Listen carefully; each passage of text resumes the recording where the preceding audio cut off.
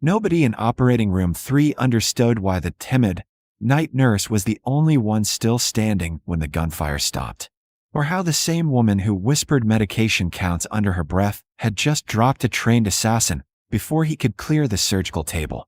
But 3 hours earlier, at exactly 2:14 a.m., Emily Carter had been invisible, just another pair of quiet hands in pale blue scrubs beneath the surgical lights of St. Catherine's Medical Center in Northern Virginia, her posture slightly rounded, her voice soft enough that surgeons leaned in to hear her, her eyes lowered respectfully whenever Chief of Surgery Dr. Reed Holloway barked an order. To the staff, she was a harmless ghost, a 32-year-old American nurse who volunteered for the graveyard shift because, as rumor had it, she didn't handle people well, who avoided hospital gossip, who never stayed for drinks after work, who flinched, or seemed to, whenever a tray clattered too loudly on the tile, and who kept her brown hair pulled into a tight, regulation bun that revealed faint, pale scars tracing along her hairline and disappearing beneath her collar. Carter, suction. Holloway snapped that night without looking at her, and she moved instantly, steady, precise, her hands never shaking despite the tension in the room as a high-profile trauma patient, admitted under federal protective detail and listed under an alias, lay open on the table, a bullet wound near his lower rib cage, slowly weeping dark red into carefully placed gauze.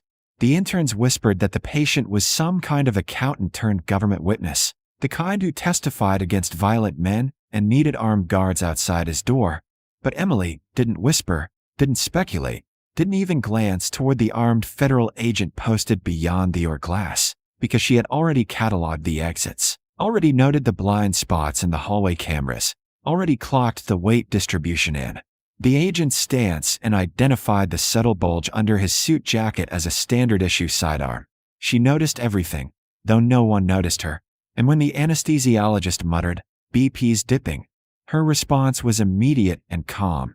Increasing fluids, delivered in a tone so controlled it bordered on detached. The residents mistook that detachment for timidity, for fragility, for the kind of meek personality that survived in hospitals by staying out of the way, but what they didn't see was the way her eyes never truly relaxed, the way she stood with her weight balanced evenly on the balls of her feet, as if prepared to move in any direction without hesitation, the way her breathing slowed, not quickened, whenever tension rose, because 3 years before she had not been Nurse Emily Carter at all, but Master Sergeant Emily Carter, United States Army, Delta Force Medical Operations Specialist, a Tier 1 asset who had treated blast injuries in the back of a Black Hawk while it banked under tracer fire, who had performed thoracotomies in abandoned compounds lit only by red chem lights, who had learned that silence was not weakness but camouflage.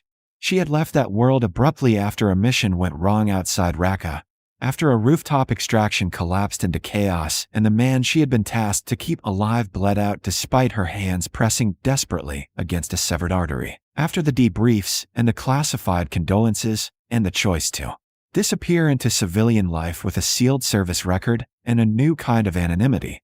St. Catherine's thought it had hired a quiet nurse with good credentials and minimal references, but in reality it had unknowingly placed a combat medic with over a decade of special operations experience inside a building that would soon become a target.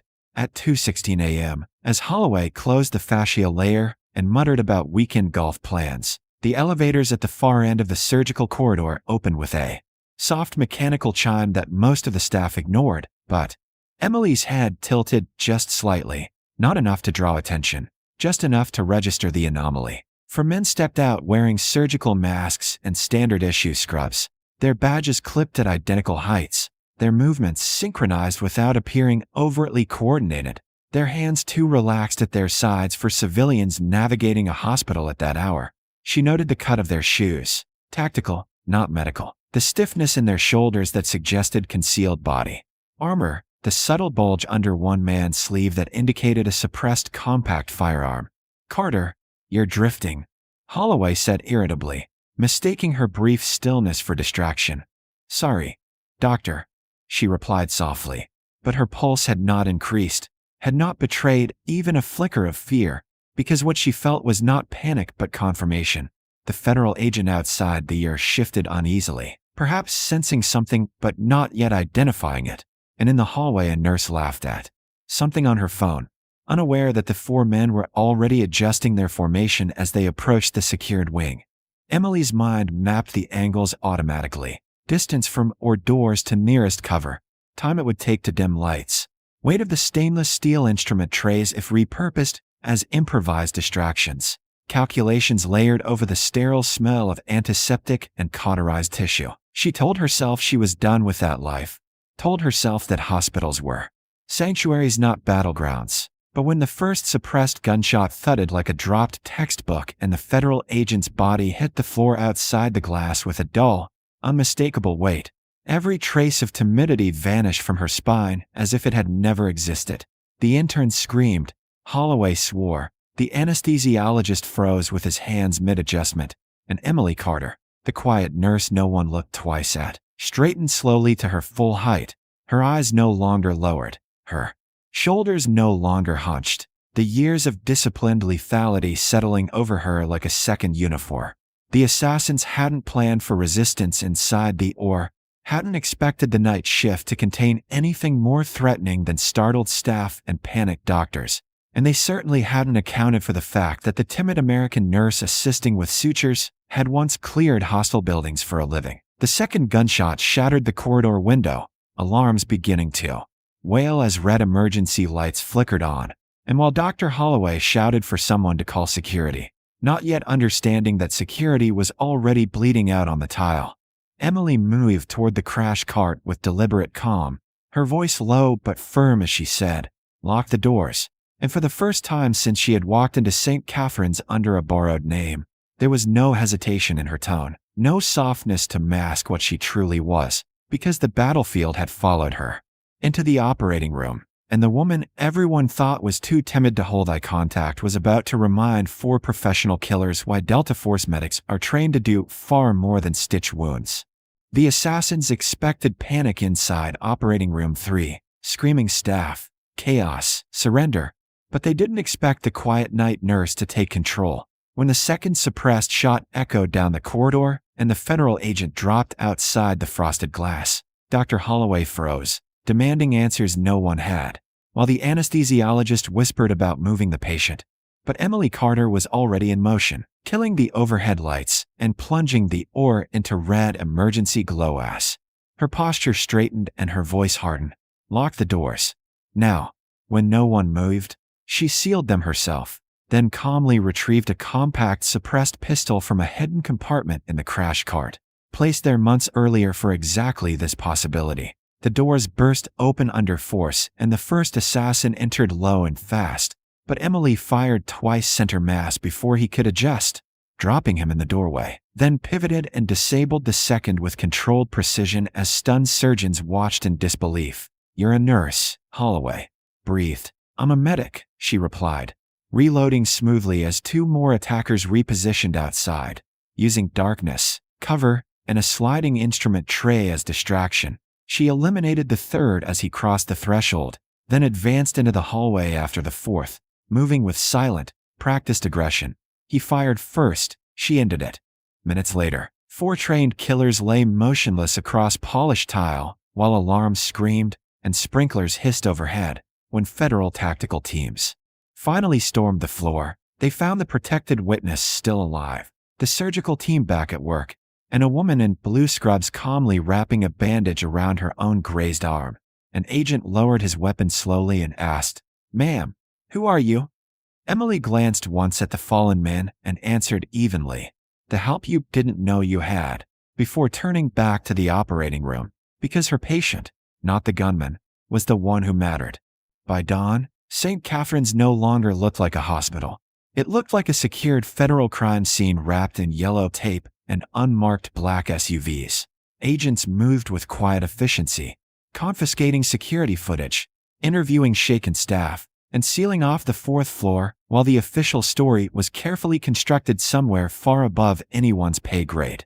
Inside Operating Room 3, the protected witness was stable, alive because the surgery had not been interrupted and because the woman everyone thought was timid had refused to let the battlefield steal another patient from her hands.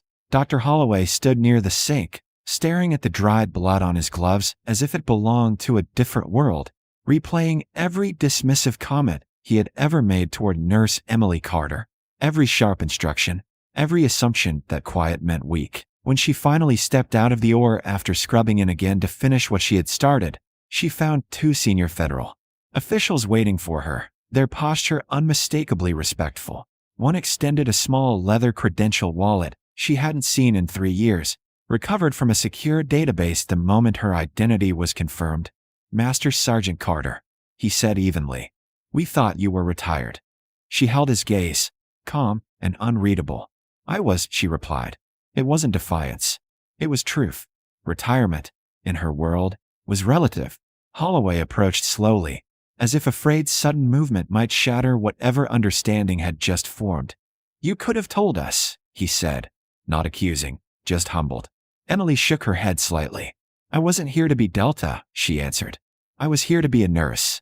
The words settled heavily between them, because that had always been the point. She hadn't been hiding from who she was. She had been choosing something else. Down the hallway, orderlies scrubbed away the last visible traces of violence, though everyone who had been there knew some things don't wash off tile.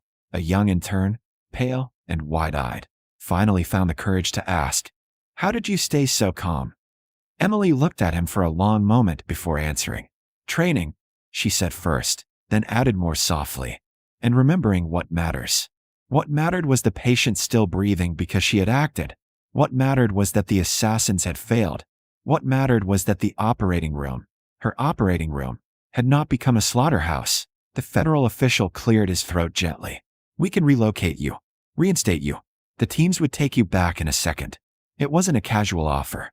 It was an open door back to the only unit in the world that selected less than 1% and trusted even fewer. Emily glanced through the window at the recovering patient, then at the nurses beginning the next shift, unaware that their colleague had just fought a war 30 feet from the medication carts. She exhaled slowly. "No," she said at last. "Delta was a chapter, not the whole story." The official studied her face, searching for hesitation, but found none. She wasn't running from service. She was redefining it. As the sun rose through the hospital's east-facing windows, casting warm light over a corridor that had seen darkness only hours before, Emily removed the disposable boot covers from her shoes and tossed them into a biohazard bin. The same deliberate motion she used every night at the end of shift. She returned the credential wallet to the agent. "Keep it sealed," she said. "The hospital doesn't need a headline. They need stability."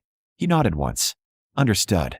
When the paperwork was done and the SUVs began to disappear one by one, St. Catherine's resumed its careful rhythm.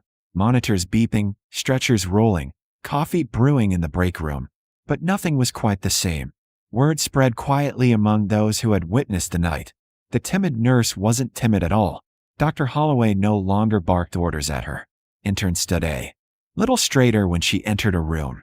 Security nodded with subtle respect when she passed. Yet Emily herself returned to her station that evening without ceremony, checking charts, adjusting for drips, offering a calm smile to a frightened patient, as if she had not dismantled a coordinated assassination attempt less than 12 hours before. Near midnight, the hospital settled again into the hum of fluorescent lights and distant elevator chimes, and for a brief moment, she stood alone at the end of the corridor where the first shot had been fired, listening. Not for danger, but for peace. She had proven something important that night, not to the agents or the doctors, but to herself. She could walk away from the battlefield and still carry its discipline without letting it define her. She wasn't Delta Force hiding in scrubs. She was a healer who had once been Delta, and that distinction mattered. As she turned back toward operating room 3 for the next scheduled procedure, shoulders relaxed but eyes always aware, one truth lingered quietly in the polished halls of St. Catherine's. Nobody would ever mistake her silence for weakness again. And if violence ever tried to breach those doors another time, it would find exactly what it had found before. Not a timid nurse, but a soldier who chose to heal first and fight only when there was no other option.